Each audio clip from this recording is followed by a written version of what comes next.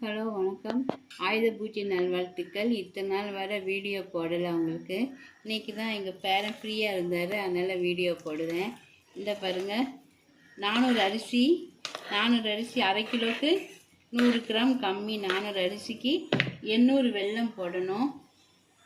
அது தட்டி அளந்து வச்சுருக்கேன். மேலே வந்து ஏலக்காய் ஒரு 4-5 ஏலக்காய் தட்டி வச்சுருக்கேன். இது எல்லாம் குக்கரில் ஒரு 5 விசில் விட்டு வச்சுருக்கேன். இதை போட்டுடலாம். வெள்ளத்தை அவ்வளோ இதில் சேர்த்துக்கலாம். அடுப்பில் வச்சு கிண்டிங்கன்னா கை சுடும். இதை நல்லா கீழே இறக்கிட்டு அரிசியை நல்லா பச்சரிசி தான் நல்லா குழைய மசிய வேக வச்சுட்டு அப்படியே நல்லா கிளறி விட்டுட்டு அதுக்கப்புறம் நம்ம ஸ்டவ்வை பற்ற வச்சோன்னா கை சுடாது, கிண்டவும் ஈஸியாக இருக்கும் நம்மளுக்கு. இதை பாருங்கள், நான் சாதம் வெந்துட்டதுக்கு அப்புறமேல கீழே இறக்கி வச்சுட்டு சாதத்தை நல்லா மசிச்சுட்டு அதுக்கப்புறம் வெல்லம் போட்டிருக்கேன். இதை பாருங்கள், வீடியோவில் பார்க்கவே உங்களுக்கு நல்லா தெரியும். நல்லா ஒன்று போல் வெள்ளை சாதம் இல்லாமல் நல்லா கிளறி விட்டுட்டு அதுக்கப்புறம் நம்ம ஸ்டவ்வை பற்ற வச்சு வச்சுக்கலாம். கொஞ்சம் நெய் விட்டுக்கலாம்.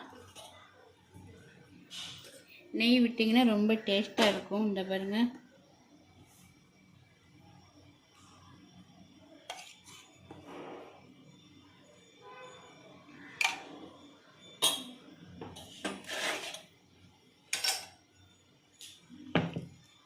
இன்னும் நெய் விடுவேன். இது கொஞ்சம் இலக்கம் கொடுக்கறதுக்க வேண்டி 2 ஸ்பூன் விட்டுருக்கேன். இன்னும் நெய் விடுவேன். முந்திரி பருப்புலாம் வறுத்து போடும் போது இன்னும் ஸ்டவ்வில் வச்சுட்டு கலரும் போது உங்களுக்கு காமிக்கிறேன். இது பாருங்கள், 2 ஸ்பூன் நெய் விட்டேன். நல்லா அடுப்பில் வச்சோன்னா இறக்கிட்டு, ஆனால் இன்னும் கொஞ்சம் இறக்கணும். வெள்ளம் முழுசாக கிடக்குறது தெரியும் பாருங்கள். இன்னும் இறக்கணும். ஆனால் ஒன்று போல் சேர்ந்துட்டு பாருங்கள், வெள்ளமும் அரிசியும் சாதமும். திரும்ப 2 ஸ்பூன் நெய் விட்டுக்கலாம். கூட 1 ஸ்பூன் ஊற்றிக்கிறேன். அப்போ தான் உங்களுக்கு எல்லாத்துலேயும் ஒன்று போல் சேர்ந்து வரும். சாப்பிடும் போது சாமிக்கு படைக்கும் போதும் பார்க்க அழகாக இருக்கும், சாப்பிடும் போது சுவையாக இருக்கும்.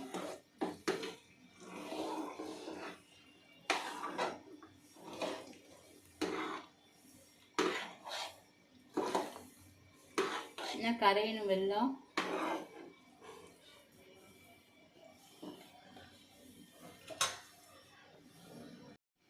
இந்த பாருங்கள், முதல் நாள் நைட்டே கொண்டக்கடலையில் ஊற வச்சுருந்தேன். 150 கொண்டக்கடலையில் ஊற வச்சேன்.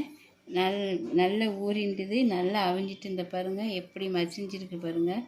ஒரு 4-5 விசில் விட்டேன். நல்லா மசிஞ்சிட்டு இதை தேங்காய் போட்டு கடுகு உளுந்தம் பருப்பு போட்டு தாளிக்கணும். தாளிக்கும் போது உங்களுக்கு காமிக்கிறேன்.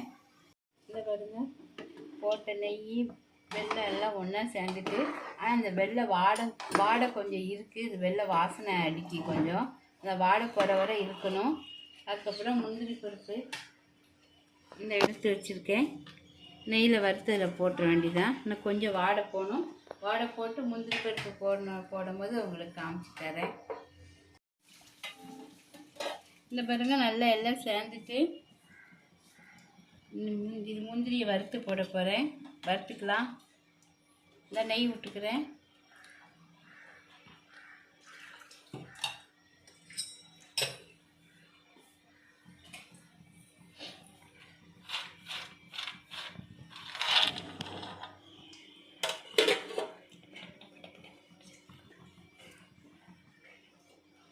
அவள் பொரிக்கடையில் தான் வச்சு சாமி கும்பிடுவோம். நானும் அவங்க இருக்கும் போது. இப்போ பேரன் பேத்திலாம் ஒன்றா வந்ததுனால இந்த சக்கரை பொங்கல் சுண்டெல்லாம் வச்சு கும்பிட்றேன்.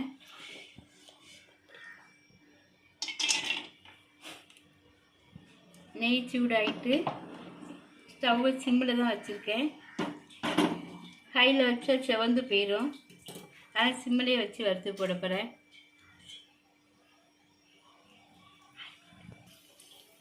இந்த பாருங்கள், நல்லா பொன்னிறமாக செவந்துட்டு இதில் ஊற்றிக்கலாம்.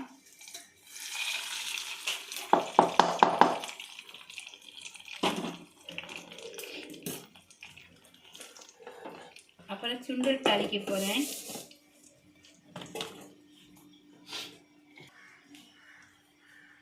கொஞ்சமாக எண்ணெய் விட்டுக்கலாம்.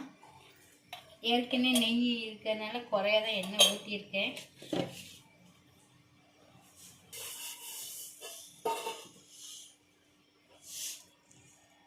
கடுகு போட்டுக்கலாம்.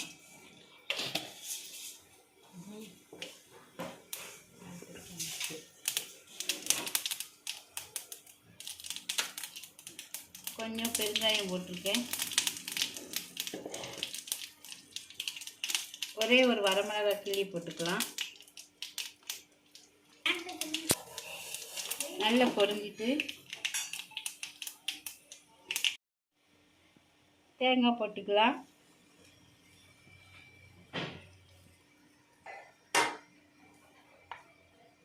எதுக்கு தாளிச்சத்திலே போடுறதுன்னா இருந்தாலும் கெட்டு போகாது. தேங்காய் போட்டால் கெட்டு போயிடும். தாளிச்சத்திலே தேங்காய் போட்டு வதக்கிட்டிங்கன்னா கெட்டு போகாது. நல்லா இந்த மாதிரி நல்லா வறுத்துருங்க. தேங்காய் இந்த தாளிச்சத்திலே போட்டு நல்லா வதக்கி விட்ருங்க.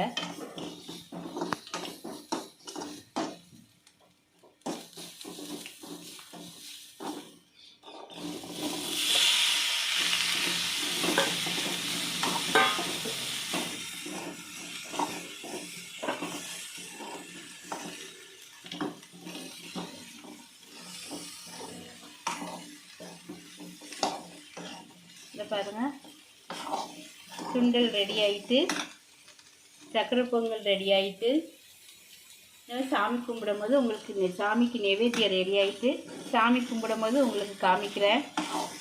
மாடி வீடு தான். இந்த 3 வகுப்பில் தான் கோலம் போட்டிருக்கேன். இந்த பாருங்கள், இது போன வருஷம் கும்பிட்ட சரஸ்வதி.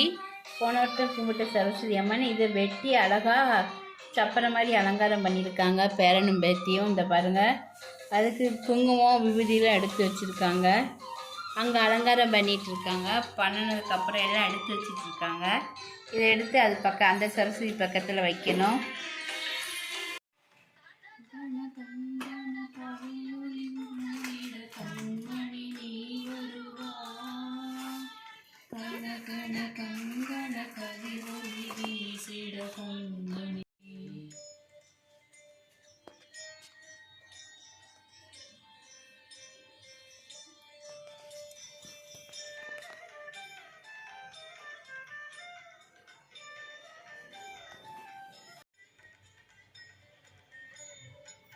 இரண்டொரு தொல்லை இனிமேல் இல்லை என்று நீ சொல்.